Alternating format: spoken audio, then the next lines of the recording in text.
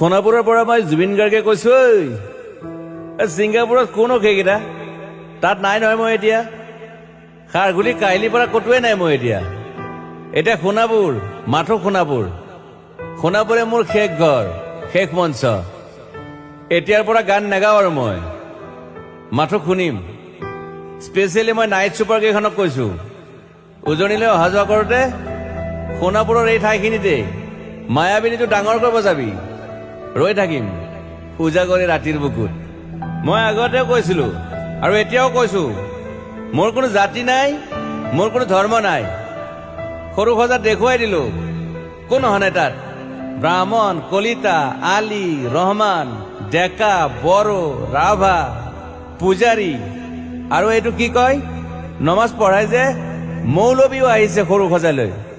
I love people, I love man. সেইবাবে মুখ্যমন্ত্ৰী হিমন্ত দাকো কৈছো, মই বিৰোধী দলকো কৈছো, লুৰি নকিল সকলোকে কৈছো, পলিটিক্স নকৰিবা বন্ধু। মই সৰু সজাইৰ মানুহৰ অসমখন বিচাৰিছিলো। চাই থাকিম সোণাপুৰৰ পৰা। খেলি মেলি হলে কষ্ট পাম, উভতিও আহিব নোৱাৰিম। যোৰহাটৰ মানুহখিনিয়ে কষ্ট পাইছে বুলি শুনিছো। মোৰো যাবৰ মন আছিল। প্ৰিয় ঠাই, দেউতাৰ ঠাই। উপায় নাই, পলম হলে শৰীৰটোৱে কষ্ট পায়। বাকী গৰিমা আৰু দেউতাই গুৱাহাটীতে থকাটো বিচাৰিলে। একো নাই, গুৱাহাটীলৈ আহিলে মাত দি যাব। সোণাপুৰতে থাকিম। আৰু এটা কথা, যোৰহাটত প্ৰতিমূৰ্তি এটা হ'ব বুলি শুনিছো। গুচি যাম কেতিয়াবা। কেণ্টা কাকো খাতিৰ নকৰো। মায়াবিনী ৰাতি ধুমুহাৰ সতে। মাজুলীবাসীয়ে দুখ নকৰিব দেই। মনত পৰিলে গাই দিব মাজুলীৰ এজনী ছোৱালী। নিমাতী ঘাটলৈ যাব নোৱাৰিম আৰু। একো নাই, মোক প্ৰতিটো বসন্ততে পাব অসমবাসীয়ে। শৰতত গাইছো, বহাগত গাইছো, ৰ'দত গাইছো, বৰষুণত গাইছো। দুখৰ গান, সুখৰ গান, শিশু, মুক্তি, মায়া, অনামিকা। মাথো নতুন গান গাব নোৱাৰিম। বন্ধ হৈ থাকিল চেলা সকলো।